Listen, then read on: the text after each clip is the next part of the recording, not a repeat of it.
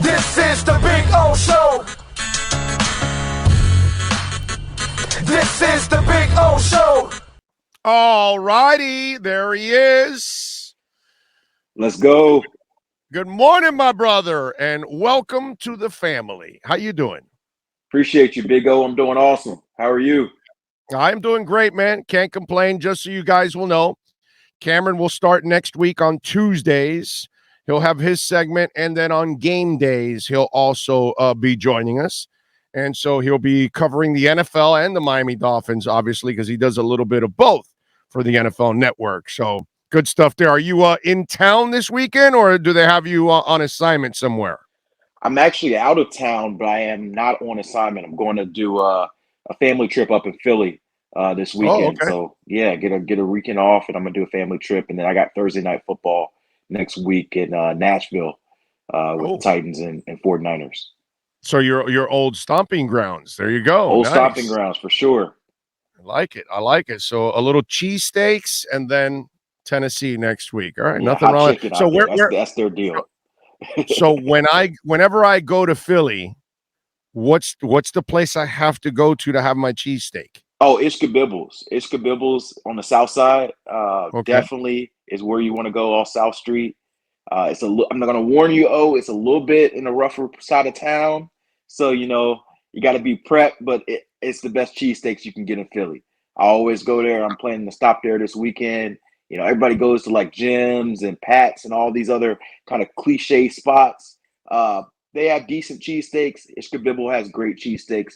Not overly greasy. You're not going to have a bucket of grease with side of meat. You're going to get a good cheesesteak. Let me just give you a little something. I grew up in Little Havana. Not the nicest of neighborhoods at times. Arbondale Elementary was a spot where the Latin Kings were, which was a major gang here in Miami back in the day. They used to have their initiations in our park. And the initiations were with bats and knives and stuff. And I even saw once an entire hefty bag full of marijuana there at the park. Been involved in drive-bys where you had to get yourself on the floor because if not, you could have been hit. So yeah, don't worry about it. I grew up in my own wild world in Miami back in the day. So it's all good. We can handle some of those neighborhoods. We're kind of used to it because we kind of grew up in a tough element at times. So all right, now I know where to go to get my cheesesteak if I'm in Philly. Now Tennessee, it's all about music and barbecue, right? I mean, oh yeah, absolutely. That's their thing. Go to Broadway Street, get you some music, some honky tonks if that's your vibe. Barbecue there. Love you. Find you some brisket, some ribs. Hot chicken's also a vibe there. It's fried chicken, but it's spicy. You can get it whatever spice you want, but the spice is not in the breading; it's in the chicken. So a lot of times you get spicy chicken, you can take the breading off, and it's just the meat. Nah, you get the spicy, right? The hot chicken is cooked throughout. The spices are cooked throughout. So that's a pretty dope part of Nashville too. So I'm definitely gonna give me some barbecue and hot chicken out there. That's one place. I'm not dying to go. I've been to Philadelphia a ton back when I was really young, but Tennessee is a place. Nashville is a place I'm dying to go, dude, because all I hear about the music scene there, and I'm a monster music guy. Just going to hang out in those bars and listen to the music. That would be pretty cool to hang out in that area, man. I'm looking forward to that. Let me ask you. So now you're going back to go visit my boy Tannehill.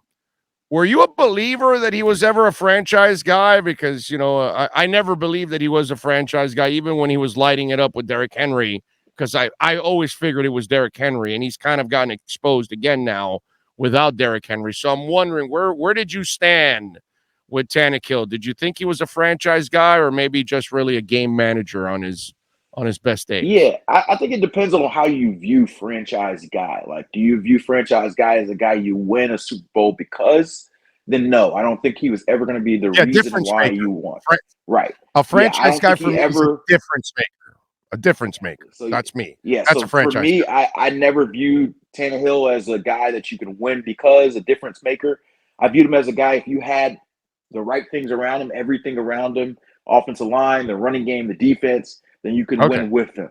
And that's kind of what we've seen the last couple of years in Tennessee. When Derrick Henry's healthy, that O-line's going, they can win with him. But as you're seeing without him, he's a very, kind of average quarterback in that lens. So I think we're probably on the same page with that. All right. So now I'll lead you into our guy here in Tua. See, Yep. I believe he's a franchise guy. I believe he is a difference maker. And if for the people that didn't believe in him, now they're watching him work with very little and he's making it work, which to me it proves. See, one of the things that not only are you a difference maker if you're a franchise guy in my definition, but I also need to see how you are in chaos. Yep. Because chaos is going to happen. It's great when you have a line. It's great when the running game's working. It's great when everybody's healthy. But what happens when you're playing with your third tackle? What happens when you're playing with your third center? What happens when the running back's out? Can you overcome those kind of things? And that, to me, this kid too has played in chaos from day one because they don't have a line in a running game. So it's been chaotic. And he's passed that test for me. So where do you stand with Tua now? Were you a believer? Did he make you a believer? Are you still not a believer? Where are you at with Tua as a quarterback?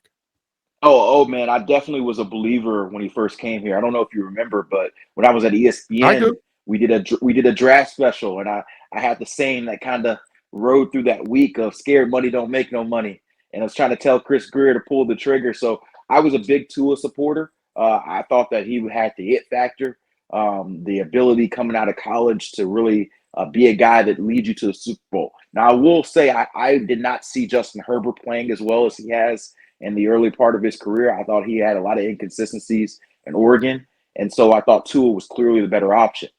Now, Tua now, dare I say, by the way, dare I say this in this town, and I'm a Mario fan, and I'm glad they hired him. But I'll be honest, I don't believe Mario did Herbert any favors at all. He didn't. He didn't. That whole, I don't know how much was on Mario. He had no signature moments. Yeah, he had no signature moments, and he was winning games with his legs, not his arm. So exactly. So go ahead. I'm sorry. Yeah, that's a really good point. So I think what hurts Tua a lot is that he's compared so often to Justin Herbert when they're different styles of quarterbacks. Justin is the sexier quarterback. He's going to be the guy who makes a lot of 65-yard, 70-yard bombs, ends up on SportsCenter. He's tall. He's got the big arm. He's exactly the prototypical quarterback. Whereas Tua, he's smaller. He's a little bit more of an accuracy-based quarterback rather than a big thrower. So I think that was unfair that everything was compared to Justin when they're different style of quarterbacks.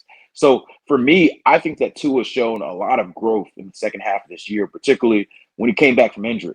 I don't know if he's fully proved yet that he can be the franchise quarterback, but he's proven to me that he deserves more time to continue on that path. And every time I've seen him, he's made continued growth, which is what I want to see from my young quarterback. And like you mentioned, he's sort of shown it in the worst circumstances you've got. So if I've seen him with the worst offensive setup I can get, then, I want to see him when he has a great setup and what it looks like. So I have been impressed with Tua. I think that he still needs to elevate himself to in fourth quarter in the big moments, but a lot of that's going to come in opportunities. So I'm a Tua believer. I think that with more time, with the better offensive line, he can be a guy they can win a championship with. I obviously I am the lead guy in the Tuanon, and what's gone on because I was the guy that was marveled with last year. Okay, because if you don't know the offense very well, you weren't the number one guy in the off season taking all the reps. You were rehabbing your hip, yet you still won more than you lost. You threw more touchdowns than interceptions, and at the end of the year, you were even honest enough to say, "Dude, I didn't know the whole playbook yet." So now you come to year two. Offensive line and running game have not gotten any better. You're still playing under chaotic situations. There is no fits now. So now you're on your own and you have just gotten better and better and better under difficult situations with fractured ribs and a fractured finger. To me, I I get more impressed with him every single day because he Man, hasn't lost had you. the coaching that supports him. We lost him there. Wait a minute. We lost him. We got to get him back. Let's get Cameron Wolfe back here on the program, and we'll hook up and we'll get him in here. But for me, that's been the thing that has impressed me the most. And we'll get Cam Wolfe back, is that he hasn't had that support. And he's been able to overcome, whether it's weak coaching, whatever it is, he's been able to overcome all of that stuff. There he is. And so Cam, he's been able to overcome what I don't think is good coaching, whether it's quarterbacks coach, offensive line, or offensive coordinator. He doesn't have an offensive line. He doesn't have a running game. He really only has one reliable receiver in Waddle, and he has a reliable tight end. Yep. He has another reliable receiver, but somehow or another they don't play Matt Collins enough. But whatever, that's another subject. For me, I've watched him overcome all of this. And all I say is, when you get him good coaching and you get him a line and a running game, look out, dude. The kid's going to be a monster because he's doing it with very little. And to me, that's the ultimate test of what he's been so far. That's why I'm on the real minority that all I've done is I've been impressed with this young man because he has overcome every bit of adversity that he has faced. No, I think we're very similar boats. I think if I could speak to the fans for a little bit, because I know there's a group of fans, the Tua Non, who are full in on Tua, and then there's another group who hate Tua. And I think that it's interesting how this guy has such a polarizing contrast. I don't know if I've seen anything like it, maybe since like Tim Tebow, of how certain guys have all in, other guys is completely out. I think what you have to decide, if you're a Dolphins fan, trying to decide if I'm on the Tua boat or not, how important is it for your quarterback to look sexy? How important is it for your quarterback to be efficient and win? If you want Tua to match the Patrick Mahomes throws, the Lamar Jackson athleticism, then you're going to be disappointed. That's not his. He doesn't have the elite physical skill sets. That's what every criticism is. But for me, I want to see my quarterback win, and I want to see my quarterback be accurate. I want to see my quarterback have pocket presence and step in big moments. And I've seen all those elements from Tua. So although he's not going to end up on a lot of SportsCenter top 10 reels, I think you can win with him. And I think the disservice that happened with Tua is in the draft process, a lot of people compared him to Russell Wilson, when I think the better comp is Drew Brees. Drew Brees is your high-end comp for Tua, and Drew Brees was the same way, where he didn't throw a lot of 70-yard bombs, but hey, he's going to be a Hall of Fame quarterback because he won and he was one of the most accurate quarterbacks in the league. So people always ask, by the way, Tua's superpower? I think his superpower is his accuracy and his pocket presence. We had a guy like that. We're just not, most of you are too young, but his name is Bob Greasy. You know what I mean? Yep. It's like this past week or 2 weeks ago, oh my God, Belichick out-schemed Buffalo. The quarterback only threw 3 times. By the way, if Tua throws 3 times in a game, he gets killed. I mean, assassinated. But anyway, 40-some years ago, Don Shula had Bob Greasy throw 6 times in a Super Bowl, and they won. So this is not the first time that it's happened in the NFL. It happened years ago when Bob Greasy said, I got a line, I got 3 running backs.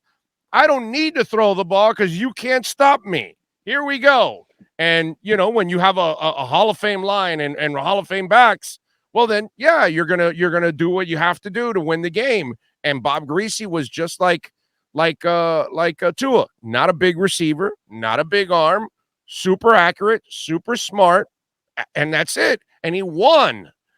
That's all that mattered. Yep. You know what I mean? And so whether it's Greasy, whether it's Breeze, I'm with you. I've seen this quarterback before in the NFL win. Chad Pennington was a taller version of Tua. That's all it is. He's Tua, but it was a taller version of Tua. Super accurate, super smart. Same thing as Tua, dude. He was a winner. Only thing that killed Pennington were the injuries as it mounted, because since he wasn't gifted by the grace of God with a Jamarcus Russell arm. Unfortunately, the injuries took a toll and it really weakened his arm. And we got a weak one here. His arm was weak already when it got here to Miami, and you still made the playoffs with the guy because he was smart and efficient. Exactly. It's going to be very interesting to see how the narrative shifts if the Dolphins make the playoffs, if things go well, if he leads into that win. Because like you've seen, winning changes everything. Winning changes narratives. And you've already seen it shift in season where people were like, oh, Tua's – and it's all happening because they're winning. Like Tua, yes, he's playing better. But a lot of it's changing just simply because the Dolphins are having more success. And I think that you could look at the New England Patriots as the best example. You mentioned Mac Jones throwing 3 passes. I don't think Mac Jones is having a incredible season. I don't think he's doing anything that different than what Tua was doing last year, that Tua's doing this year. But he throws less deep balls than Tua. He throws less deep balls than Tua, dude. Okay? Everybody picks on – not everybody, but people pick on deep balls with Tua, and they throw less deep balls with Mac Jones. And I will say Mac Jones has looked better than I thought he was going to look as a rookie. Yeah. Like he's had some really nice moments. But you look at that team, they're built around their defense, they're built around their running game, and they've won. And so winning elevates quarterbacks no matter how you do. Right now they're talking about Mac Jones as a rookie of the year, and maybe he wins it. But to me, there's such a drastic narrative that we had around Tua, who's very similar in style and how they go about it compared to Mac. So that element to me is very interesting, and narratives define who it was. And I think Tua, to an extent, gets hurt because he had such a big profile coming out of college that everybody had these huge expectations and huge hopes that everything he could have done was going to look like a downgrade from what the vibe was in college. So I'm on the Tua boat. I think that he's going to have a really good career, and I hope the Dolphins, get the patience to see it through with him. I'm with you there. I hope they build around him, and if they do, I think you're gonna win big with this young man. And of course, you are listening to watching the Fort Lauderdale Police Department NFL and Miami Dolphin Insider Report with Cameron Wolfe. He'll officially start on Tuesday, but I figured we'd bring him on today and have a little teaser leading into next week as he joins the family. Cam, when we look at what's gone on, dude, the last couple of days, 75 players testing positive, and this is, we're not out of the woods yet, obviously, and the Dolphins are dealing with 3 running backs right now that are dealing with COVID, and we're hoping that they can get 1 or 2 back, especially Lindsey, because after watching him block, because I was just telling Dolphin fans this before you came on. Oh, well, who's going to be the running back this week? And I go, don't worry about the running back. It doesn't matter the running game. No running game is going to be impactful anyways. Just worry about whoever's back there can actually block. Okay? Make sure he can block. That's what you need more than anything else, that your running back can block. Oh, we lost him again. But so we'll get Cameron Wolfe on and talk a little bit about that, because this thing with COVID is a major problem. Obviously, it's a major problem for the entire world, not just the NFL. So this COVID thing is obviously a major problem for the world, not just the NFL. And we're watching the backs now. And I was just saying that before you came on, I was telling Dolphin fans, because they were asking me, well, who's going to be the running back? And and I go, don't worry about the running game. The running game is not going to be impactful. Just worry about whoever's back there. Hope that they can block, because that's really what you need from your Dolphin running back right now. You know what I'm saying? Being able to pick up some blitz protection. Exactly. Yeah, that's why I'm hoping on that running back. Go ahead. Yeah, one thing on that running back token, don't be surprised if Malcolm Brown actually is able to return this week off IR. Okay. He's been out 4 or 5 weeks, and it's funny you mentioned pass blocking. He's actually probably their best pass blocking running back out of that group. So he's not the best runner. He's definitely not the best runner, but if you just need a guy to pass block, that might be a guy. If he's able to come, I think he's going to practice today from what I understand. And, he may be able to come back. And, yeah, they're still holding out hope that at least one of those backs comes off the COVID IR list. They're all vaccinated. So it's just 2 negative tests. It's just whenever they test negative out. So that's a really up in the air element. But yeah, you're right. This COVID thing is scary. Baker Mayfield just tested positive today. I think a bunch of Browns are on the list. A bunch of Rams are on the list. A bunch of people in Washington and Detroit. I just got my booster yesterday because I was seeing all these cases come up. So it's going to be interesting to see how the NFL keeps churning. This is a train that they're not going to stop this train for anything. I'm telling you, there could be 30 guys out and they're going to say we're playing this game. So it's going to be interesting to see how many games are impacted because teams are decimated by COVID. Oh yeah, there's no doubt. They're definitely not going to stop it. There's too much money involved. Have you heard of them try? Because the good thing for the NFL is, if I can find a positive, most of your season is done now. So you've only got about a month of football left, and then half the league won't be in the playoffs anyway. So then you're fine. But there's got to be, I wonder if teams are talking to their players and saying, hey, guys, we need you to kind of shut down after work and don't go out in the clubs. Don't go out in the streets. Try to stay away as possible. We need to finish this season in one piece. Have you heard if there's some extra messaging going on out there? Yeah, absolutely, man. I've heard multiple teams talking and really reiterating that point. Like, it's interesting because a lot of the cases now are vaccinated players, whereas before it was unvaccinated players. So it's like, hey, get the vaccine was the only message. Get the vaccine and you'll be fine. You can live your life normally. And now we're understanding that the vaccine, although it helps the symptoms, it doesn't save you from getting COVID. So now there's another conversation that's being had in the last couple of weeks. Like, be very careful. You can't tell guys not to go live their life and do anything, but you can say, hey, think about this. Think about, when you decide, hey, I'm going to go to a concert or I'm going to go in the middle of a bar or something and that. So those conversations are definitely being had throughout a lot of different organizations. And I think, one element that you're going to see coming up is the NFL just sent a memo to all their teams yesterday saying that players have to get the booster shot by the end of this month. So there's another requirement for all players, all coaches to get the booster shot. So, obviously, if you got the shot before, you're most likely going to get the booster shot. But, if there's going to be any players that are hesitant in that realm, then they're going to be treated as an unvaccinated player. And that's going to be more restrictions like not being able to travel outside on your off days and having to test every day. So that's one element to watch in the coming weeks. But like you said, there's definitely an onus, especially as we get to the playoffs. Can you imagine right before a divisional playoff game or an AFC championship, a guy like Patrick Mahomes or Lamar Jackson test positive? They're not going to move the game for him. They're just going to say, hey, you got to deal with it. So especially as the games become more important, there becomes an added urgency on like, hey, we got a bigger picture here. Let's put the stuff on hold until the offseason. I got my booster over a month ago. So, but I have 5 stents in my heart. So I have to really be careful when it's all said and done. But Cam, obviously I get cynical since I've been in this business for a long time. And you know how it is. You've been lied to and misled all kinds of ways and shapes and forms.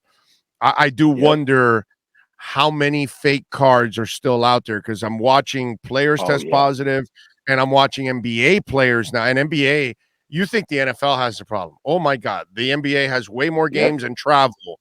Oh man, that's going to be a real problem for the NBA. So I'm just wondering how many more of those and the cards NBA has a smaller amount of people as well, so like they play indoors, which is another element. So I think it's all really interesting because I just saw the other day the NBA postponed 2 games, 2 Chicago Bulls games. Because they had under 8 players or something, and they only have 15 on the roster, so more than half the rosters in the close contact spectrum, which is wild. So I think you're absolutely right. The Antonio Brown thing was kind of like saying the quiet part out loud. There had already been conversations throughout the league about guys skirting the protocol, getting the vaccine. Like, you've seen the vaccine cards. It's not that hard if you get a blank vaccine card to write some numbers in, and if nobody's really checking, you've got a card. So I'm sure there's other guys who just haven't got checked into, that just weren't Antonio Brown, that are walking around, unvaccinated, maskless, and potentially spreading this virus all through their facilities. So that's another issue, the selfish players who are going about that way. All right, so do we get the half dozen this week? You got the Dolphins. Is the prediction they defeat the Jets this week? They should absolutely be a shock if they didn't. I think they do. I actually think that it's going to be a very impressive game for them. They haven't had that. They've had I think one full game this year where I'm like, offense, defense, special teams, excellent. I think this is the second game this year where they play a complete game. I can see them winning by 2 touchdowns, getting a few interceptions off of Zach Wilson, and Tua having a 300-plus yard day. I think this is coming off a bye week. I think they play really well and capitalize on this opportunity. I'm really excited about them on this back end of the run. I know Brian Flores looks one day at a time. Me and you, we can look ahead. And the schedule for them, they got the Jets, they got the Saints after this. It's in New Orleans, but they're playing a Saints team that hasn't been very good. And then they have the Titans in Tennessee, but that team's without Derrick Henry. Why not see them at 9-7, going into the finale against the New England Patriots here in Miami? They win, they get into the playoffs and potentially knock the Patriots off the home field advantage. They lose, they go home. Can you imagine the implications of that game? So I'm looking forward to it. The Dolphins just have to handle their business. I would love to see them run the table and win these next 4 games, especially end the season again with a Patriot win like they did a couple years ago when they ended it in Foxborough in their first year under Brian Flores. He is Cameron Wolfe. Follow him on Twitter at Cameron Wolfe. Catch him on the NFL Network. And now you can catch him exclusively here in South Florida, right here on our show with the Fort Lauderdale Police Department NFL and Miami Dolphins Insider Report. Cam, appreciate you, my brother. Look forward to this. It's going to be a lot of fun as we continue to build this baby up. Thank you. Let's go. Let's do it. You got it. There you go. Cameron Wolfe, baby.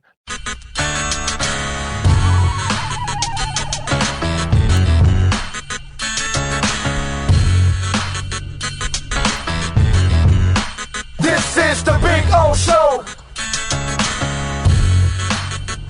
This is the Big O Show.